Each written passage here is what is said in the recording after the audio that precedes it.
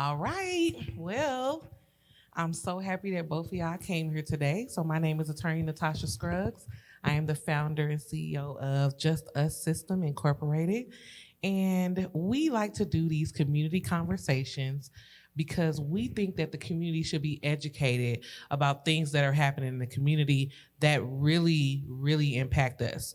So, I'm a criminal defense attorney from St. Louis, Missouri. And the biggest thing that I'm concerned about is preventing mass incarceration and having different alternatives to mass incarceration. And so I would like for each of my panelists to introduce themselves and a little bit about themselves. And then we're going to dive into recreational marijuana in Missouri, as well as we can dive a little bit into the medical marijuana that's already in Missouri and some of the issues surrounding it. Those issues include racial disparities, racial discrimination, like I said, mass incarceration, and as well as alternatives to this proposed legislation. So I'm gonna let you go ahead first. Thank you, Natasha. My name is Ethan Thampy. I'm a registered lobbyist in Jefferson City. I've been working on cannabis policy for about 13, 14 years now here in the state of Missouri. Been involved in virtually every reform effort during that time, as well as I work nationally with a couple of different coalitions on federal reform. I want to particularly highlight the work of the Weldon Project, which is a national clemency and expungement advocacy group founded by Weldon Angelos. And appreciated your comments about the focus of your interest here being mass incarceration. And I'll wrap up here just in a second, but I just wanted to highlight, Colorado. I was in Colorado in 2012 when they legalized marijuana through the Amendment 64 proposal. But they still had criminal penalties for marijuana possession and use in the marijuana in the Colorado statute and Constitution. And in 2019, which is last year, statistics were available. There's 5,000 arrests, roughly 5,000 arrests for marijuana in Colorado. And actually, the racial disparity in those arrests had increased since before legalization. So that kind of like gives me question as to what we are actually doing here with this Amendment 3 proposal, and I hope we get to delve into some of those questions here in a little bit. Hello, and thank you for having me, Natasha. My name is Marnay Madison, and I am the Executive Director of Exit Now. We are a cannabis nonprofit advocacy group. So we are basically like the local platform to the Last Prisoner Project. So inside of our organization, we administer full ride scholarship to SLU's Cannabis Science Program. We believe that there should be inclusion through education as well as our social equity efforts that we're continuing to basically advocate for in the community. I am also a legal federal license owner, so I do own a dispensary as well as another license in other markets. So unfortunately, I am not an owner in Missouri, but I am working very diligently to make sure that percentage of Black and brown ownership in the state of Missouri increases when we talk about recreational cannabis. Absolutely. And so I handpicked both of these panelists because of their deep passion as well as experience in this area. Let's talk about the history of legalization and criminalization of marijuana and how it has affected the communities. My biggest concerns when we start to discuss legalization after such a long, hard, and rough period of criminalization is, what does this mean for the Black community? And I asked that question because the Black community was the #1 target of the war on drugs. Although statistically, white people and Black people use marijuana equally, Black people are overrepresented by far for the arrest for marijuana, and for incarcerations, it's longer sentences for marijuana.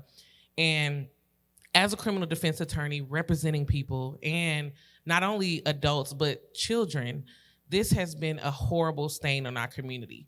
And that's the historical backdrop to legalization. And I believe that a lot of the proposed legislation that I've seen it really addresses the monetary value of legalization, but it doesn't discuss, like, how do we get back everything that was taken? How do we get back everything that was lost? How do we bring people whole? How do we make people whole after being victimized by this criminalization? And so I want to know, what are your thoughts on that, Marnay? Well, I would definitely say that we have to compartmentalize a lot of those issues, right? Because those are several hardships and hindrances all in one. When we first unpack the effect that we have had on the war on drugs, right? We talk about an opportunity that Missouri has unfortunately dropped the ball in making things right. When we talk about incarceration and those people who have even low-level nonviolent charges, there is just a lack of application.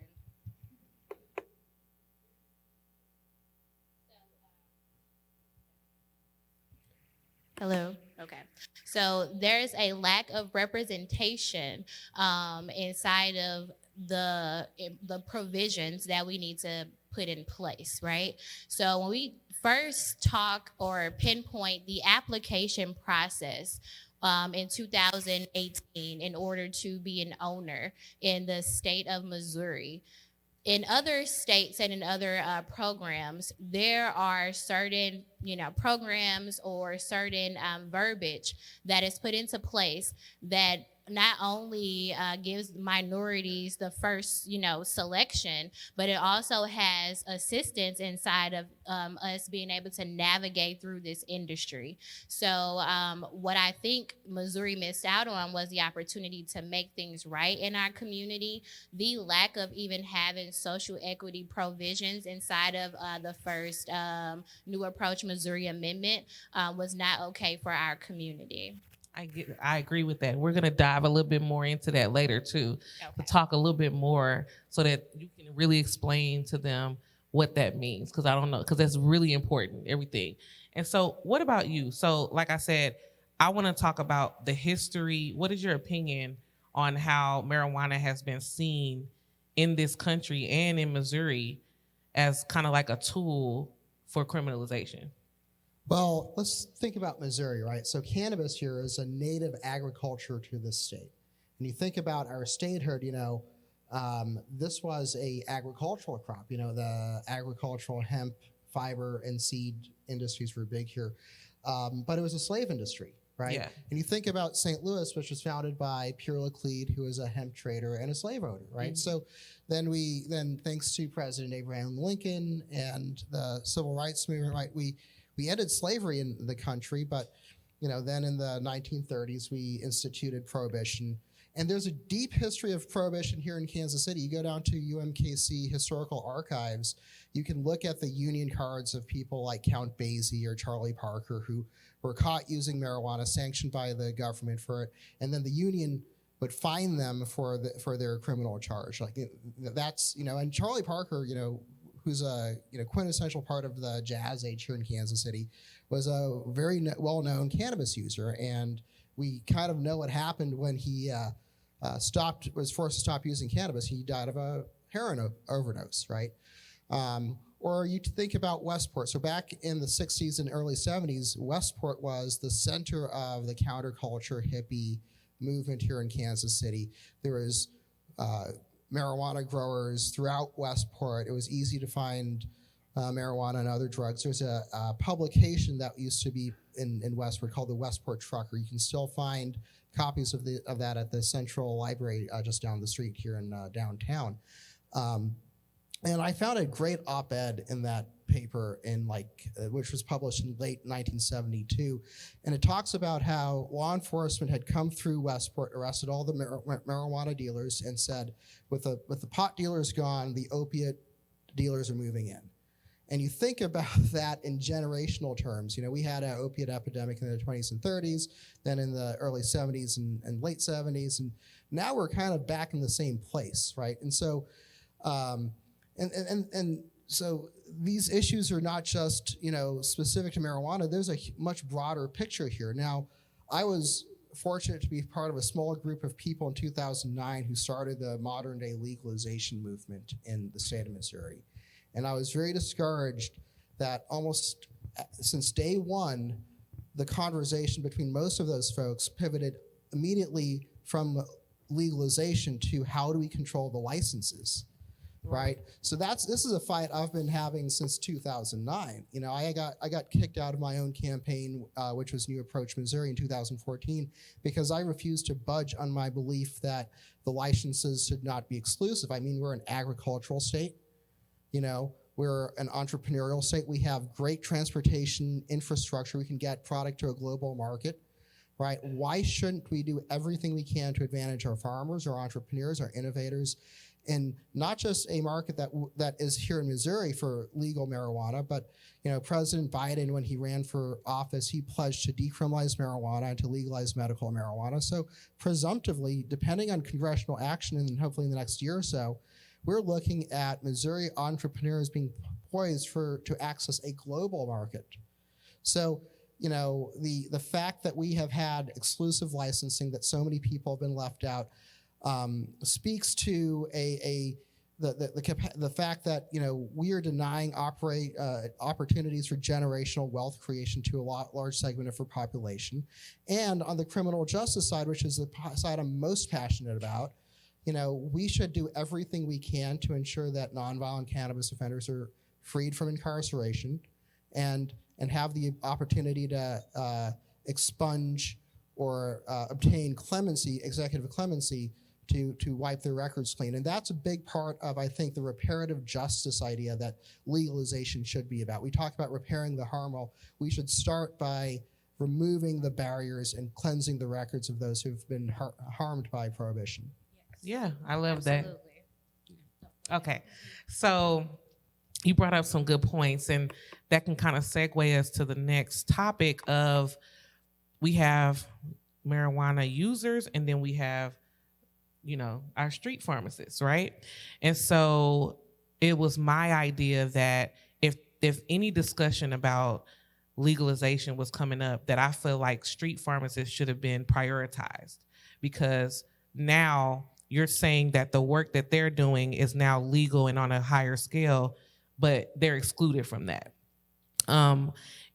So one of the things, and then when you talk about users, so a lot of people talk about people who are in prison on marijuana charges, and they talk about those statistics, which are bad. But what's even worse is people who were incarcerated,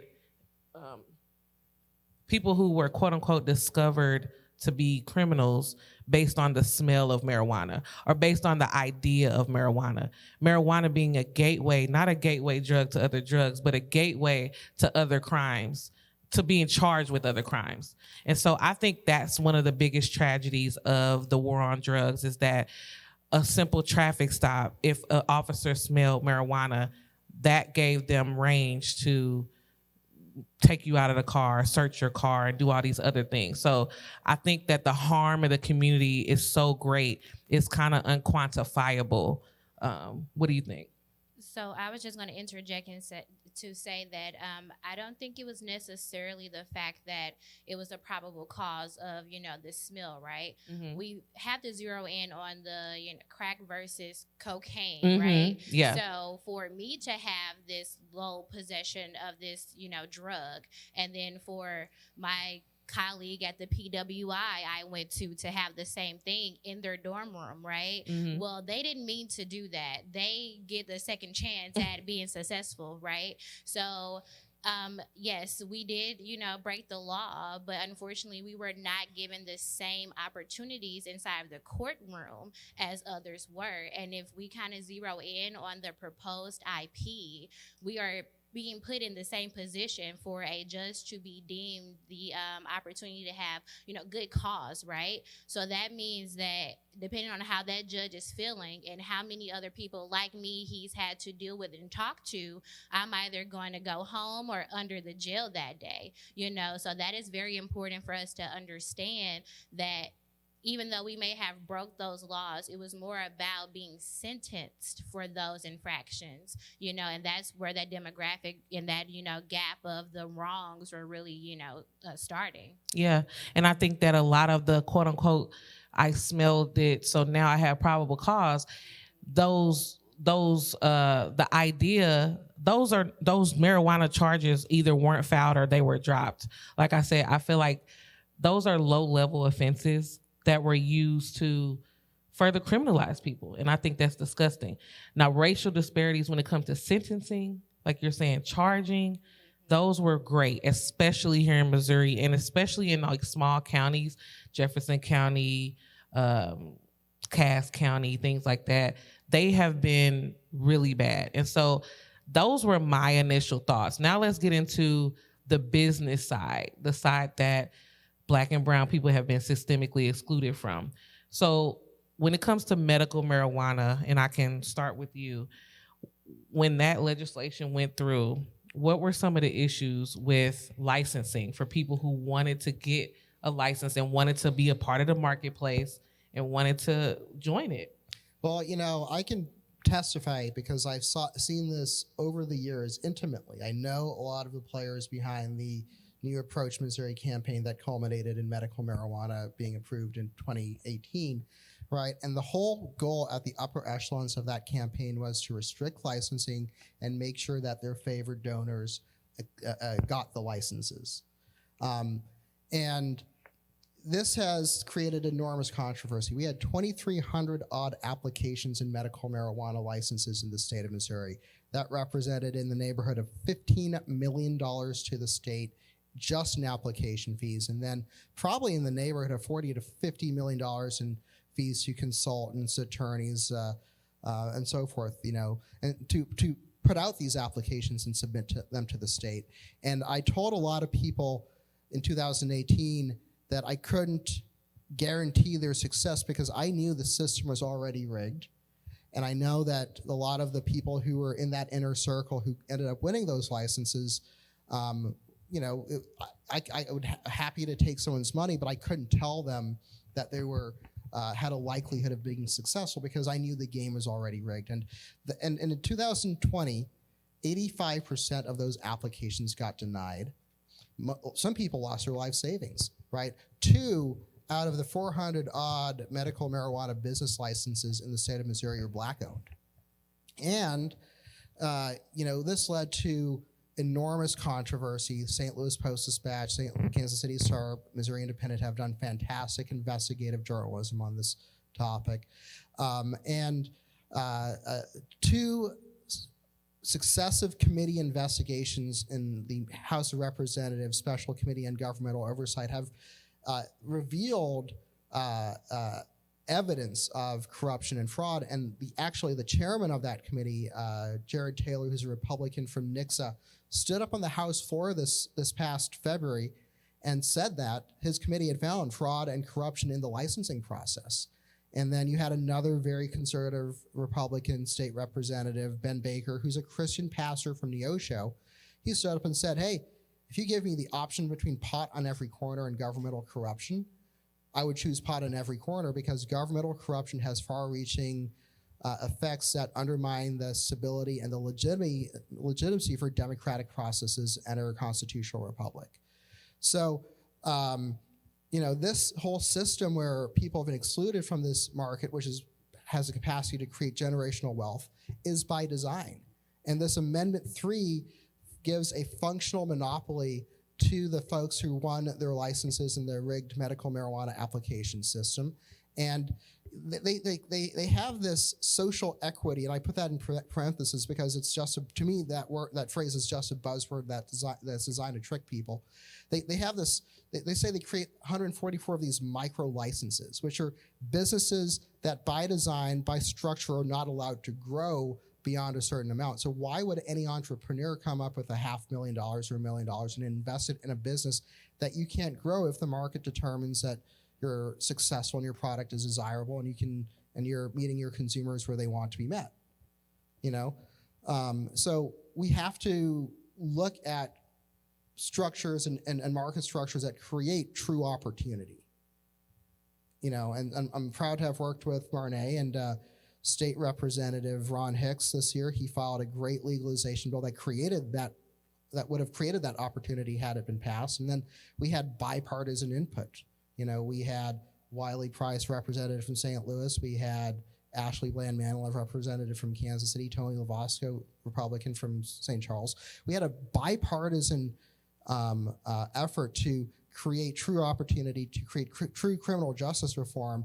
And we saw the marijuana industry hire Missouri's most corrupt lobbyists to block that in the Capitol. And so part of the reason why there's been continued controversy is that the activists and the people of Missouri saw that happen and saw that corruption manifest. And now this initiative campaign to pass Amendment 3 has lost the support of the Missouri Democratic Party, which has said they're declining to endorse it because of the potential harm to minorities, as well as numerous other organizations.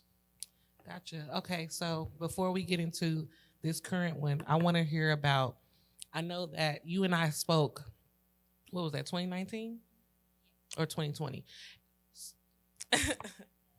Is it? Okay, it's back on though. Sorry. But yes. So I know that you were talking about, at the time, there were incentives in the application to have minority ownership. And what were some of those workarounds that people were doing, and what issues did you face when you were seeking to get your licenses here and seeking to do businesses here? Yes. So I will first start off by, stating that I am I went through this, right? So I actually applied for 2 dispensary licenses in the state of Missouri. So as a Black woman, I am a very small percentage of people that actually had the opportunity to submit that, although majority of us did not win our licenses. So during the application process, what I learned was that minorities are the key piece to most of the applications and license provisions throughout the market. When I went to my first MoCan Trade Association, and if all of you do not know what that is the Cannabis Trade Association in the state of Missouri, and they basically support those license owners that are now operating. When I went to my first meeting, I was the only Black person there, and by the time we were done with the forum, I had a line of white rich men in front of me, and of course this is never my life, so I was like, well, what is it? At that moment, I learned that there were incentives inside of basically having a minority person on that application.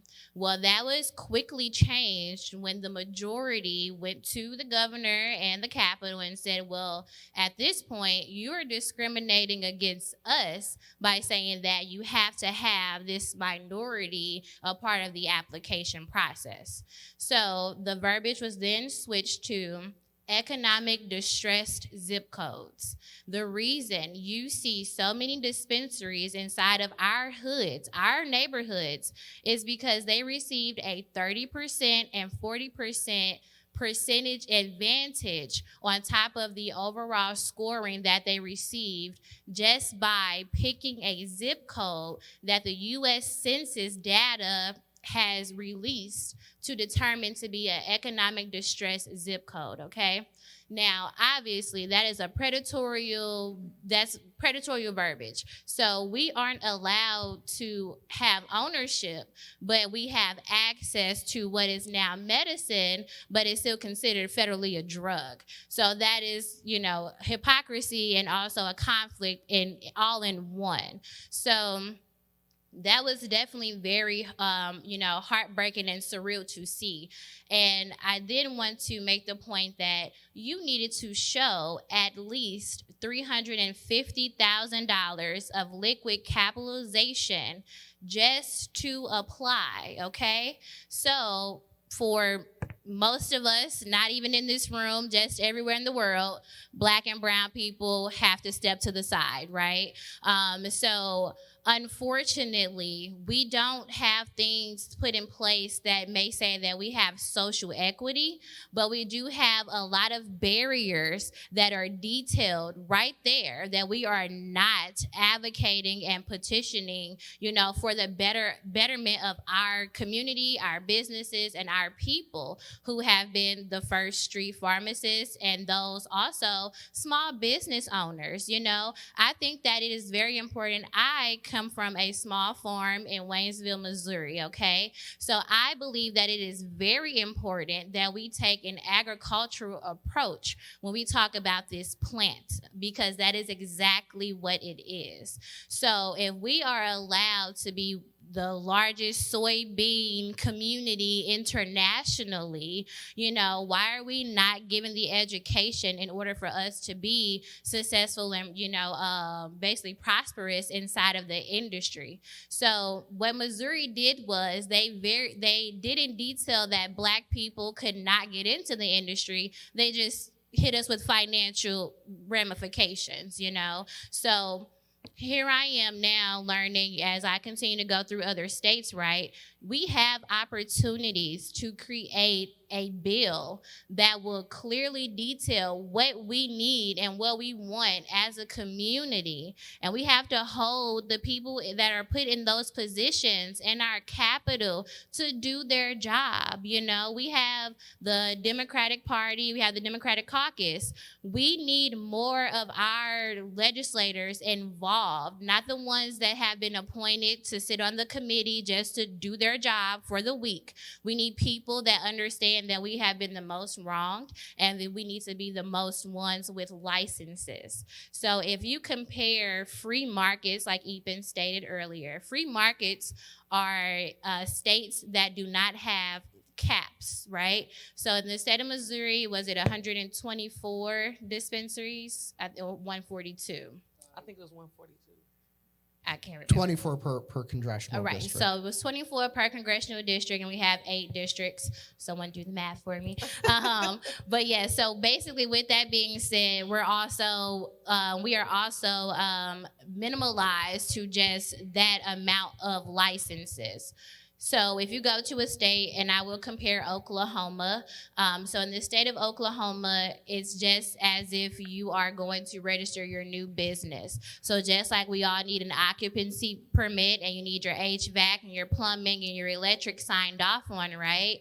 It only costs $2,500 to apply as a cultivation commercial facility from 0 square feet to 1 million, manufacturing, processing, and retail.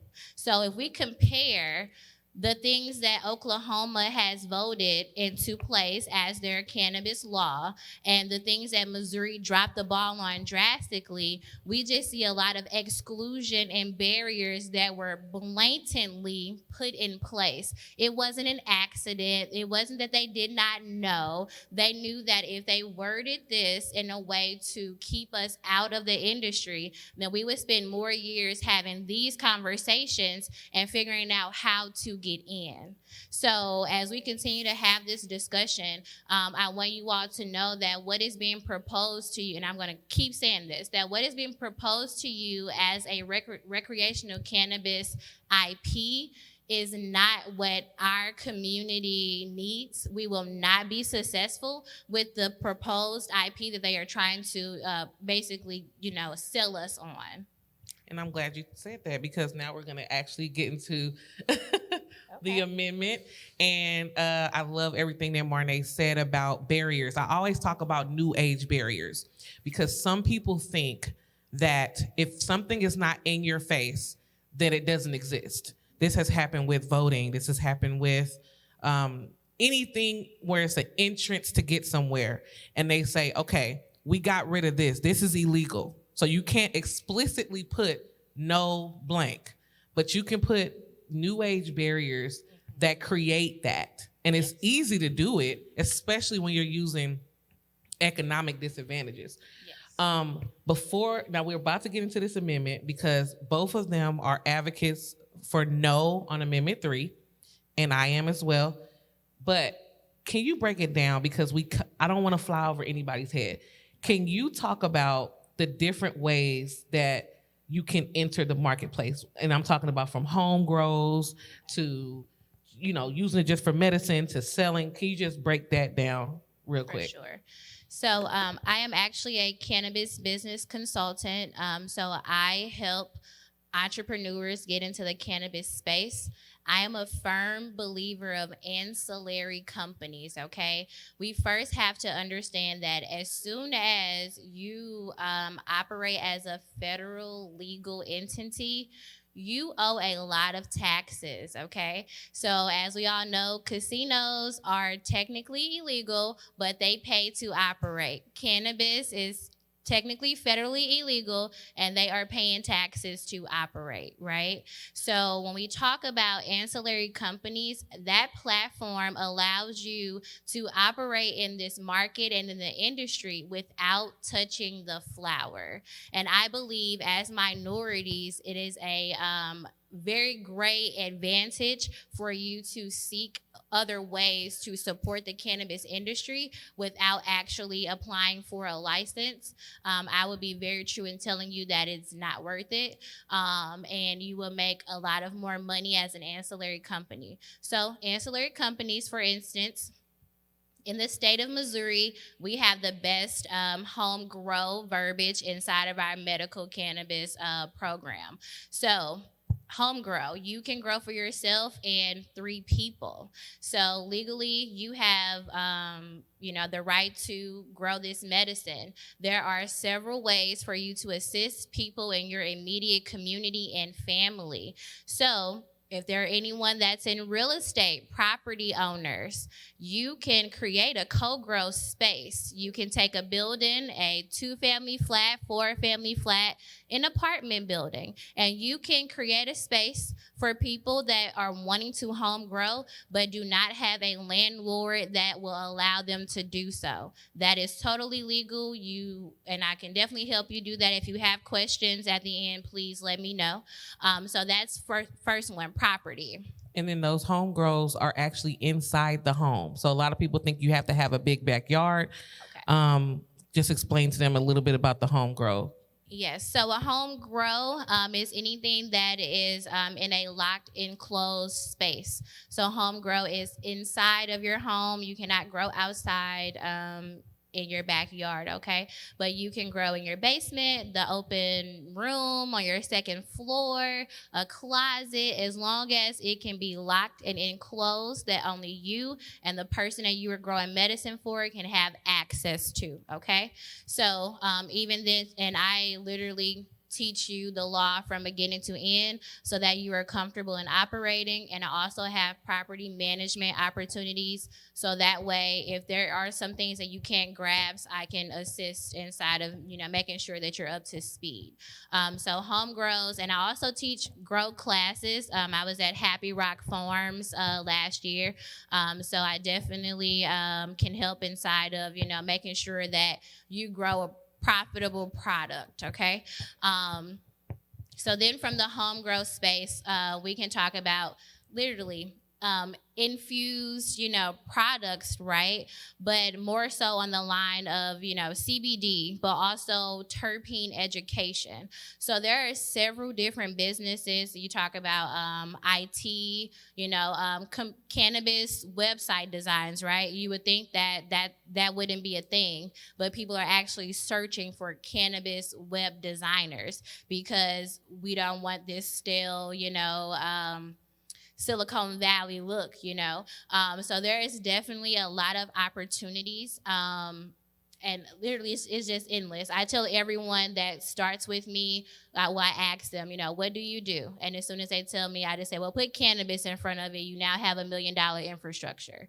And that is as true as it is. And a lot of people will not believe it until we're going phase in and phase out, so. Thank you so much. Okay, so now I know both of y'all have handouts, so y'all can get handouts after this, but let's talk about Amendment 3. So first of all, November 8th, there's an opportunity for Missourians to vote on this amendment. I feel like when it was first brought to the public, it was like, hey, we want to legalize recreational marijuana. Everybody should vote yes. They were talking about people getting out of prison. And then when people read the proposed amendment, and this means a constitutional amendment to the Missouri Constitution, there were issues that came up. And that's why I wanted to talk a little bit about the history, because these issues that have been coming up relate to that. It relates to criminalization. It relates to keeping people out of the marketplace. So you can go ahead and start and tell us, what are your issues with Amendment 3? I'm going to start by asking, does anyone here know of or read on a regular basis the St. Louis American? Anyone? Okay, so the St. Louis American is our #1 black newspaper in the state of Missouri. It's actually been recognized as one of the top black newspapers in the entire country over the past decade. On August 20 of this year, the editorial board put out a scathing condemnation of the Amendment 3 campaign. And they cited a number of issues. First off, there's issues on criminal justice. This Amendment 3 creates a constitutional law enforcement mandate to stop and cite people who are engaged in public consumption. This has drawn the attention and the ire of St. Louis Mayor Tashara Jones, who has said, we don't support expanding police powers in the Missouri Constitution. And I want to say a word about constitutions too, right? In the American tradition, the role of the Constitution is to define what the government structure is and to put limitations on its power. In other words, the role of the Constitution is to restrain governmental powers, not to restrain individuals. Statutory law is where we regulate what individuals and businesses do, right? So by putting stop and cite mandate in the Constitution, you override the discretionary law enforcement practices of places like Kansas City, where Mayor Quentin Lucas here a couple of years ago led the charge to remove marijuana from our city code.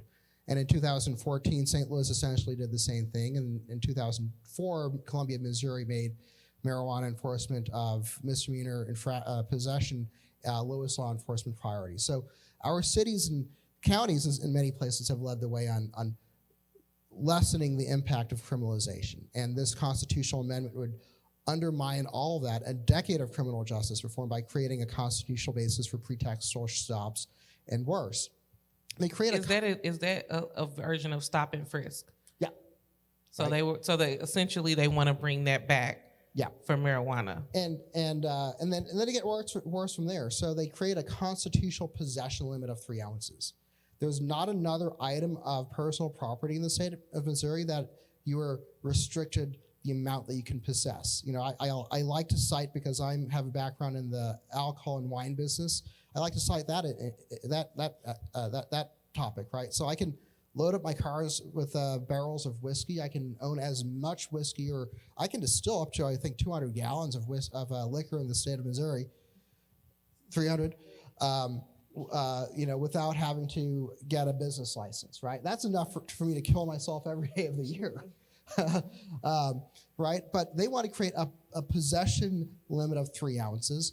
They actually create a constitutional misdemeanor penalty if you have between 3 and 6 ounces. They don't remove statutory penalties for marijuana possession and use, which means that the functional impact is that you would still get a felony possession charge for more than 6 ounces. They talk about this Amendment 3 being about legalization, but they don't remove it from Missouri's controlled substances list, right?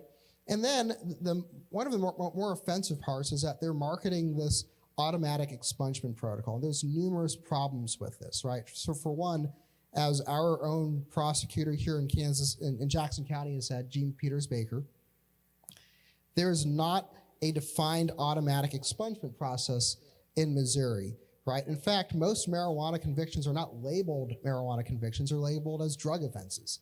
So what is the process for a circuit court to go through literally hundreds of thousands or millions of criminal records, identify the viable marijuana charges that need to be expunged, and process that? That is an enormous unfunded mandate on our circuit courts and judiciary. And Dean Ellen Sooney at UMKC Law has pointed out, if this constitutional automatic expungement has some functional problem where it can't work the way that it's supposed to work, that might put the brakes on future reform efforts to expunge nonviolent drug offenses. So these are huge concerns, right? And then the other thing that they don't tell you, that Amendment 3 advocates don't tell you, is that they actually segregate the expungement protocol so that if you're a misdemeanor offender or a low-level felony offender, you can qualify for this expungement process. But if you have a Class A, B, C, or D marijuana felony for more than 3 pounds, you are constitutionally obligated to finish your sentence of incarceration, probation, or parole before being eligible for expungement, which is problematic, right? So there's a woman I'm following right now in Callaway County. She's facing 10 years for 30 plants in her front yard. If she's convicted and this goes into effect, she'd be constitutionally mandated to serve 10 years while there's businesses in the state generating tens of millions of dollars in revenue. And as an attorney, I would say that was the weirdest thing that I saw on there, because it's reminiscent of the 3 strikes, where you're making somebody finish out these sentences. I've never heard of that, especially in a constitutional amendment. So, and then another thing, this 3 ounces, is that what they said? 3 ounces. Yeah. So if it's over 3 ounces, 3 to 6 ounces is something, and then if it's over 6 ounces, so I mean, it's impractical, in my opinion, to put that in there, because how are officers going to be able to tell that? They're going to run around with scales? Mm-hmm. So I actually work with a police chief out of New Haven, Missouri. He's a part-time lobbyist who works with me and he's testified in support of decriminalization and expungement before. Right? He makes the point to me, like, why do we have to have highway patrol or county sheriff or Kansas City PD roll around with scales to weigh your bag of weed? If it's legal, it should be legal. And our law enforcement does not need to waste valuable public safety resources chasing after marijuana offenders, right? We have a 50% homicide clearance rate here in Kansas City. Our cops need to be focusing on that. They shouldn't be distracted by a constitutional mandate for marijuana, right? We're 300 officers down here in Kansas City. We have enormous retention problems, and part of the issue there is that we have historically, and we're beginning to rethink this and reevaluate this and change the laws, we have tasked our law enforcement with unenforceable jobs, unpractical and unenforceable prohibitions like marijuana prohibition that the community does not want, right? But this reinstates many of the elements of the existing prohibition on a constitutional and flexible basis, that we can't go to our state representatives or Senator Barbara Washington and say, hey, can we tweak this and can we get a bill filed? Because it's in the Constitution, the legislature can't touch this. Mm-hmm. That's a huge problem. So what about the advocates for Amendment 3? And then I'm going to ask you about the things and the fact that you've drafted proposal for next year, right? Yeah. So when it comes to people who have marijuana under 3 ounces, however they figure out how to weigh it, what would stop them from voting on this? And then the other thing is the people that will be released from prison. So there's a level of people that will be released under this, and then there's people that will have to be mandated to stay in. So, so they allow for the expungement and release of the low-level misdemeanor and low-level felony offenders for less than 3 pounds. But there's a dangerous part in this, right? So there's actually a purpose clause buried deep in this amendment. So it says, the purpose of this amendment is to prevent diversion from the illegal market, to stop funding, criminal enterprises. So that creates a presumption if you have more than 3 ounces, or if your conviction is of a certain level, or if you get caught with, let's say 6 ounces and $1,000 in cash, that creates a presumption that you're engaged in a criminal enterprise, that you're diverting to the illegal market, right? So this creates the good cause that a judge might have to deny your release or your expungement, right? And these are very significant ideas, right? And they're not ideas that we had input on, right?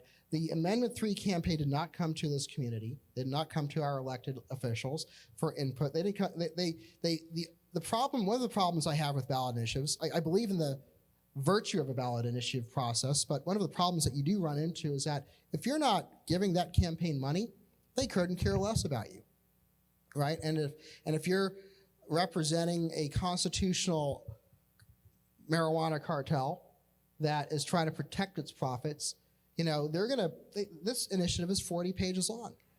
How many people are going to read it, parse the fine prints, understand the legalese, right?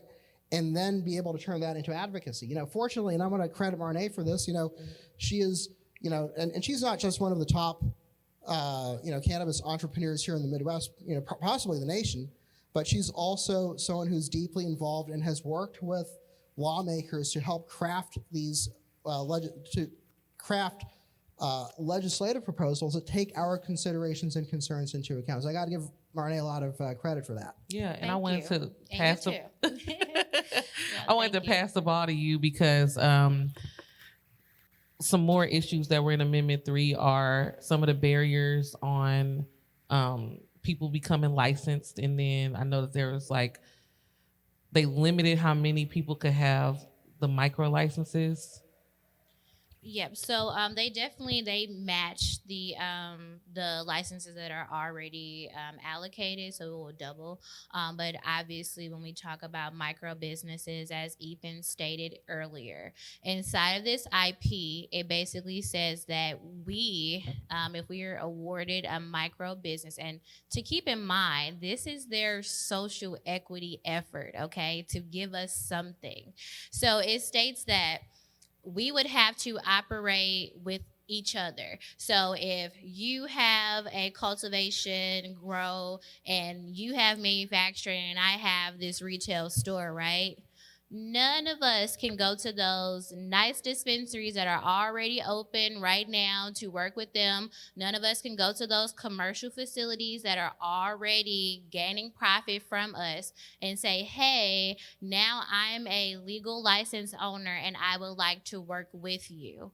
And if we take it 2 sentences further inside the IP, it also states that they will not have authorization to award you when to actually start operating. So there is no date that says, well, once this is in, we have to have this many micro businesses operating in that moment. So they could very well potentially just hand out one micro business.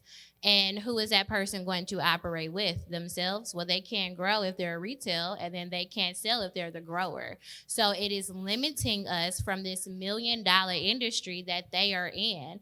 And the issue that I have is, who are they to say that we can run sustainable businesses? If I'm not mistaken, Black women across the country are killing it when it comes to entrepreneurship, right? So, and shout out to the women, that are really, when we talk about the word minority, we are talking about everyone except for the majority, right? So we all know who that is. So we have to come together in these moments and advocate for different platforms when we talk about what is needed in the state of Missouri. And I also wanted to take a step back and talk about basically like the traffic situations, right? So here's one thing that I just want to kind of give education on when we talk about the plant. So cannabis is Cannabis sativa L. That is the species of this plant, okay? Inside of this plant, you have hemp, CBD, CBN, if you've seen that already, CBG. The cannabinoids are thousands and thousands.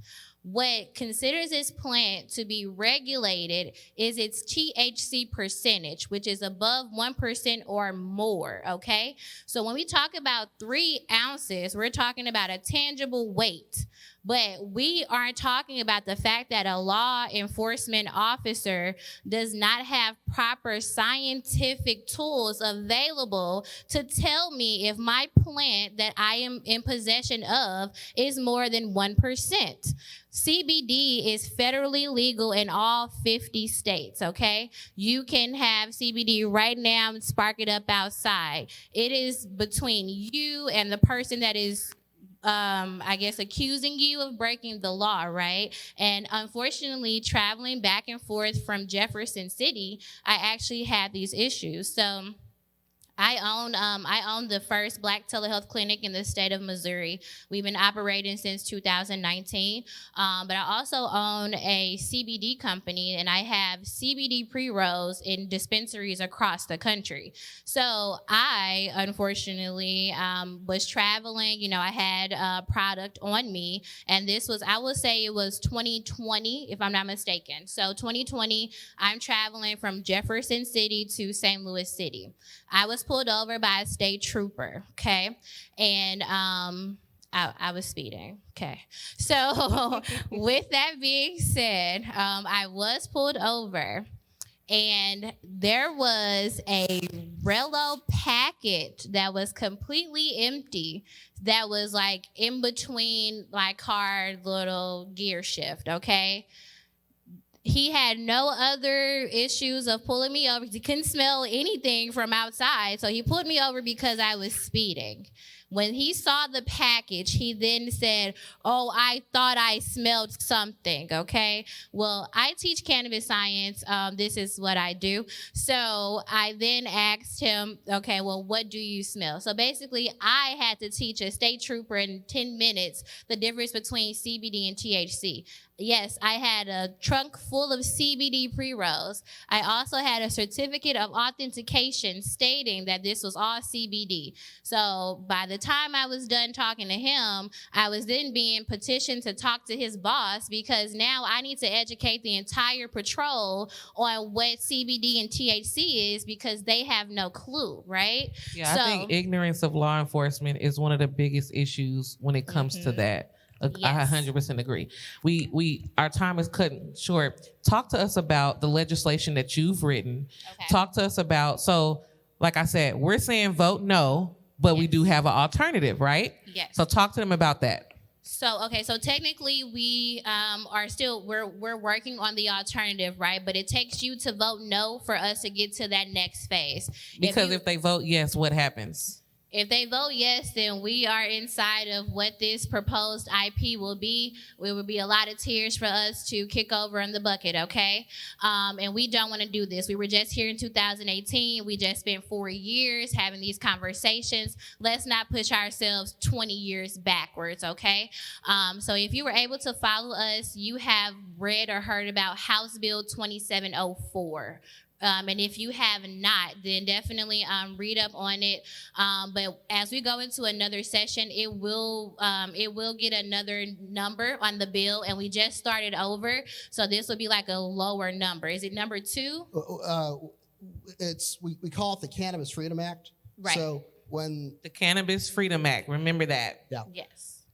So basically, when the Cannabis Freedom Act, when we have the opportunity to go back to the Capitol, we can continue to take your, tips, your advice, the things that you all want to see inside of this verbiage. We then go to our legislators.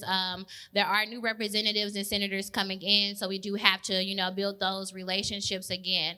However, what you all are looking for and what we need inside of ownership and expungement and release of incarceration will be inside of, obviously, a bill that is written by people like ourselves who are talking to the people that work for us, right? This IP is sponsored and written by the predatorial license owners in the state of Missouri who just want you to help them get out. This is the universe. They want you to help them get out of the foreseen, because it's not unforeseen, it's foreseen debt that they are in because they did not cater to you all as medical patients. If they created a business that was set up for medical success, then they wouldn't be asking you to help them get to recreational stoner industry like California. As patients, the Black community, THC, our mental health is very important, okay? Medical cannabis is the same as recreational cannabis. Those properties will still be there. We need companies that care about our health, that care about the opportunities that we need as owners, and they care about the war on drugs that has negatively impacted all of us from generations down, okay? So please talk to your friends about, what you heard here. Get in contact with us if you have any questions. But we are definitely asking you to vote no. As someone who had to live this horror, I'm telling you, you do not want to combat this if it's a yes, okay? Talk about the Cannabis Freedom Act and what's inside. Okay, so we have great social equity provisions. We have an MBE, if anyone knows about that, if you're a business owner. We have, basically, we're jumping the line as minorities when it comes to ownership.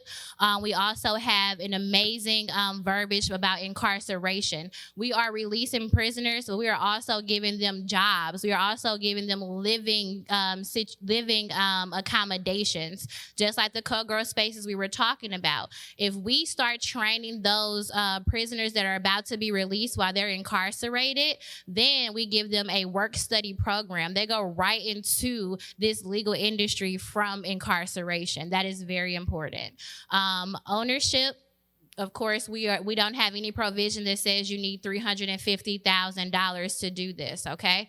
And is there anything, Ethan, can you think of? Yeah, so the Cannabis Freedom Act is a very well curated and very well developed protocol, and I encourage all of you to work with your state representatives and senators to help us make it better and pass something the people of Missouri really want. And I want to end on a historical note here. So, I mentioned that cannabis is native agriculture to the state, right? Abraham Lincoln, he did the Emancipation Proclamation. The United States of America defeated the Confederacy and brought the wayward southern states back into the Union. And then what happened? The southern states try to reinstitutionalize slavery through Jim Crow laws, creating restrictions on who can own and operate a business and property, right? So we, in 1866, U.S. Senator Lyman Trumbull of Illinois went on the Senate floor in Washington, D.C., and he was fighting for the passage of the 1866 Civil Rights Act. And he said, and I'll quote here, "Any statute which is not equal to all and which deprives any citizen of civil rights which are secured to other citizens is an unjust encroachment on his liberty, and it is in fact a badge of servitude by which the Constitution is prohibited." These licensing restrictions in marijuana are exactly like the Jim Crow restrictions of the past, right? And I want to bring this into a broader perspective because, we passed the Civil Rights Act and then the 14th Amendment, which guarantees economic liberty and the rights of national citizenship to all Americans, no matter which state you lived in. And we are retreading that dangerous ground of excluding our own citizens from the promise of equal opportunity and liberty and justice for all, right? So there's a bigger picture here, and I'm grateful for the opportunity to bring this message to you here. Thank you, Natasha. No problem. Everybody, if y'all want to talk to them, they will be over here. And if you want to see more educational panels like this, just talk to me about that, because I'm really passionate about just getting the information out there so that it's not just what's on the news, but really deep information about stuff that the community cares about. And I really want to see, I hope to see this amendment go away, honestly. And I really hope to see more people that look like me in the marketplace. Thank y'all so much. Have a good night.